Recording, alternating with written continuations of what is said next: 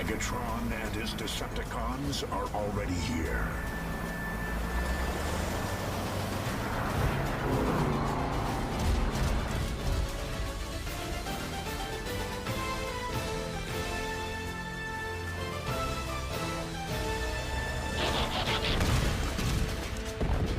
By the Matrix.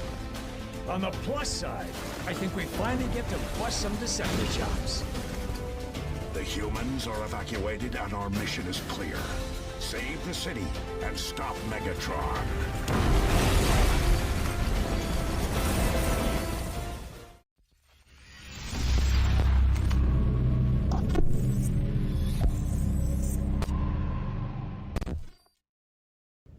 Hello， 欢迎回到魏总的频道。那么今天这一期呢，带大家来看一款算是最近的一个新品吧。那它就是眼前的这个变形金刚毁灭系列 D 级别的擎天柱 Optimus Prime。那么这一款毁灭擎天柱，它的这个玩具实际上拿到手上之后，给我的第一个感觉就是它的手感摸上去真的是非常的好。其实相比较于官图中展现出来的一个质感，实物给我的感觉会更棒一点点。首先就是呢，它全身的这个塑料材质啊。都带着一种自然而然的哑光的一个感觉啊，也算是让这款玩具并没有官图上看的那么廉价的一个主要的原因了。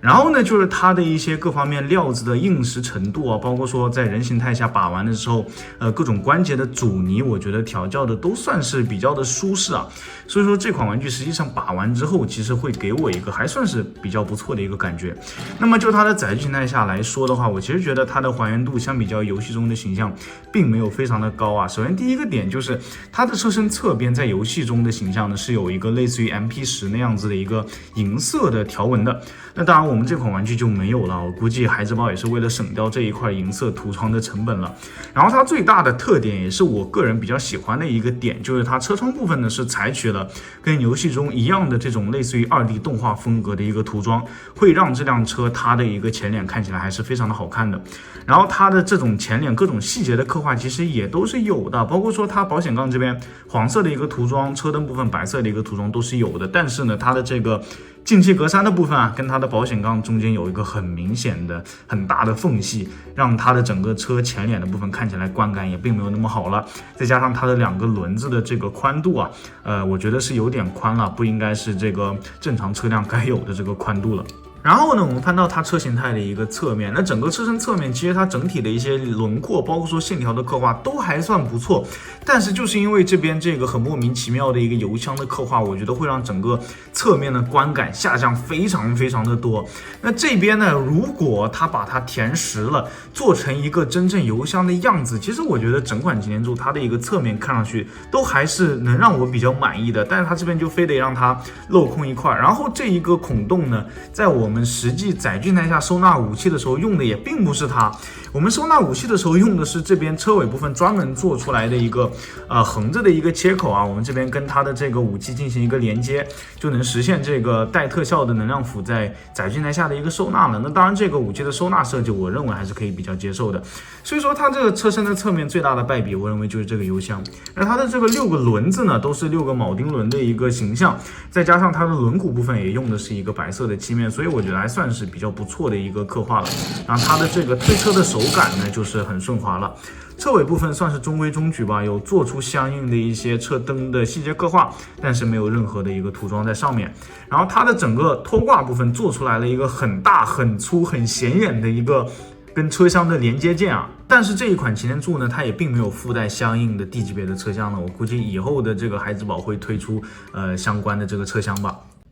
接下来呢，我们就来看这一款擎天柱还算是比较简单的一个变形过程。首先第一步呢，把它万恶的这个抽象油箱给它打开，解锁之后往后旋转90度。我们这边能看到它的这个油箱的零件反面，也就是人形态下油箱的一个形象，还算是比较正常的一个样子啊。如果说它两面都做成这个样子，我认为在这个载具态下它的观感真的能加分很多啊，所以说感到还是非常的可惜啊。然后反面同样也是镜像的变形，把它的抽象油箱解锁之后进行一个旋转，然后我们来变形它的一个车头部分，利用这边首先把肩膀部分的一个锁扣给它解开，解开之后通过扣动它的一个肘关节，把把它的这个手肘从里面给它解锁开，然后把整个手肘给它旋转过来，也算是非常经典的一个擎天柱手臂的收纳。然后呢，我们把它这个手腕给它打正，一条手臂就变形完成了。这边也是同样的一个镜像的变形，给它抠开之后，往这边往前旋转过来，然后把它的这个手腕部分打正。那其实它手臂这边的一个从人形态变到载具形态的变形步骤呢，这个设计我是不太喜欢的，因为它给它从这边变成 L 字形之后，给它收纳进去的一个整体的过程并不是很流畅，真的不是很流畅。它这边有一个单独做出来的卡扣，会跟它的保险杠这边的零件有一定的干涉，所以说你一定要把这个零件给它往下掰一定的这个范围，然后才能顺利的把这个手臂给它塞进去。而且我们的这个手腕部分，它的手背其实跟它的进气格栅也有一定的这个干涉，你要把它的这个手背稍微往里头摁一摁，才能把它的手臂收纳。所以说它的这整个两个手臂变形到车形态过程中的这个变形体验呢，并不是非常的好啊，我觉得算是整个变形设计中的一点小小的缺点了。然后呢，我们就来变形它的一个下半身的部分。首先我们把它这两边灰色的一个零件往外进行一个旋转，这边会把它跟腿部这边的一个锁扣自然而然的解开，然后我们把它的两条腿给它解锁开之后呢，我们来变形。首先把它的这个车轮部分往内旋转，这样的一个车轮的隐藏设计，我个人其实还是非常的喜欢的，我觉得算是比较的新颖啊，并没有在近期的官方擎天柱的这个车腿的收纳部分有看到这样子的一个设计。然后呢，就是把它的这个连接件给它往里头进行折叠，然后把它的油桶部分呢扣好，再把它的这个脚板给它打平。然后这边也是同样的一个镜像的变形啊，把它的车轮往内进行一个旋转，然后把它的这个连接件往里扣进去，再把它的油箱扣好，然后再把它脚板打平，它两条腿就很简单的变形完成了。然后我们要注意，把两条腿往下进行旋转的时候，一定要稍微往外拉开一定的空间，因为它这边跟它的这个胯部是有一定的这个干涉的，所以说往外稍微给它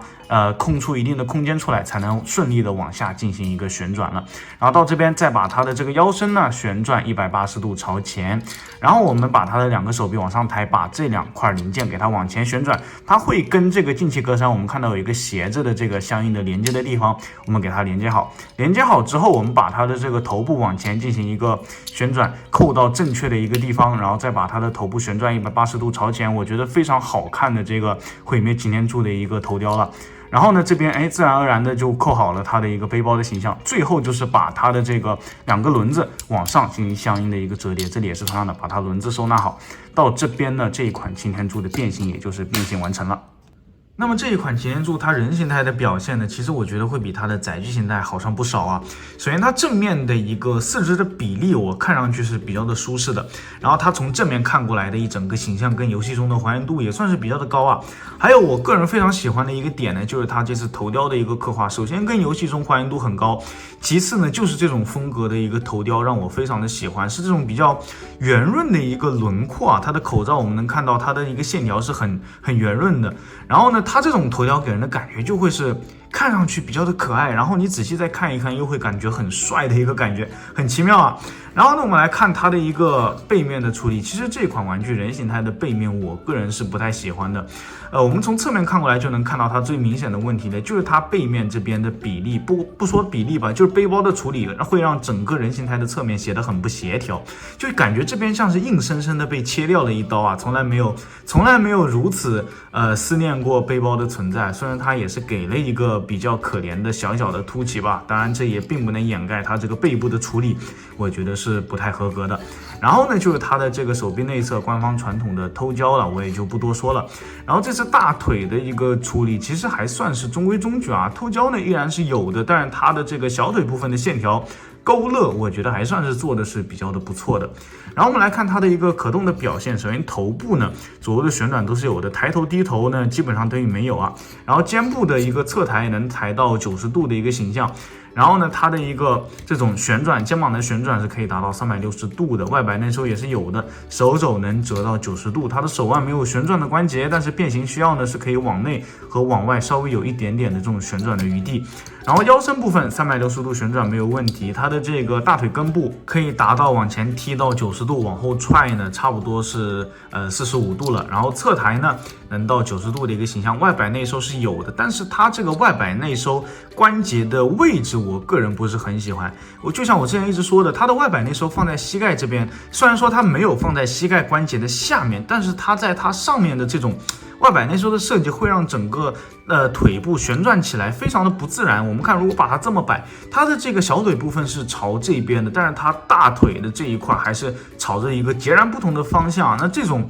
关节的位置的设计，我个人是不太喜欢的，会让它的摆姿势的时候呢，下半身会显得并没有那么的好看。然后脚踝部分的这个接地是有的，而且可以达到夸张的90度啊，但是很可惜呢，没有前后的这个调节了，这也是属于官方，我觉得算是官方玩具比较及格的一个可动的表现吧。然后呢，我们来看它的这个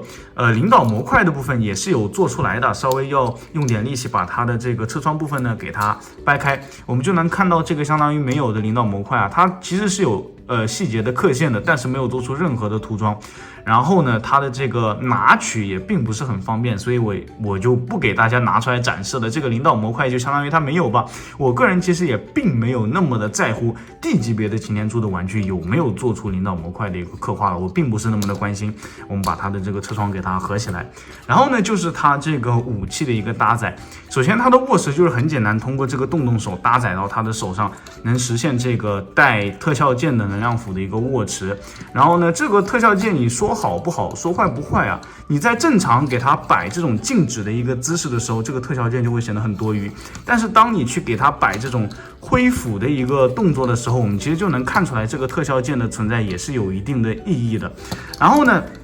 就是这一个斧头，我们把它从他的手上拿下来，在人形态下不搭载在手上的时候，它是能在它的背部，我们看到这边有一个斜着的一个孔洞，我们就能把这个斧子呢相应的给它安插在它的一个背部，实现人形态下的一个收纳了。那当然这一点在说明书上也没有提及啊，所以说我个人把玩时候的一个小发现了。那这种收纳的一个设计其实也还不错啊，从正面基本上看不到太多这个斧头的露出来的一个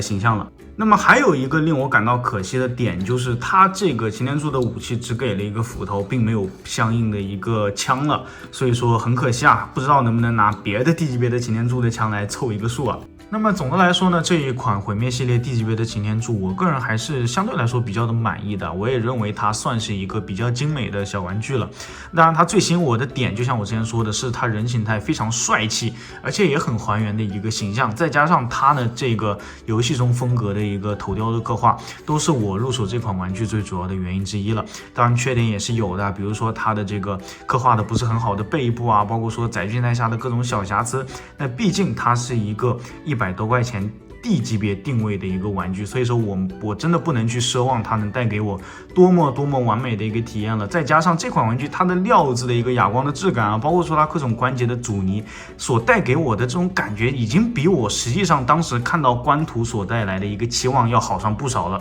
所以说这款玩具我个人还是比较的满意的。那这就是这一期要跟大家分享的变形金刚毁灭系列 D 级别的擎天柱 Optimus Prime。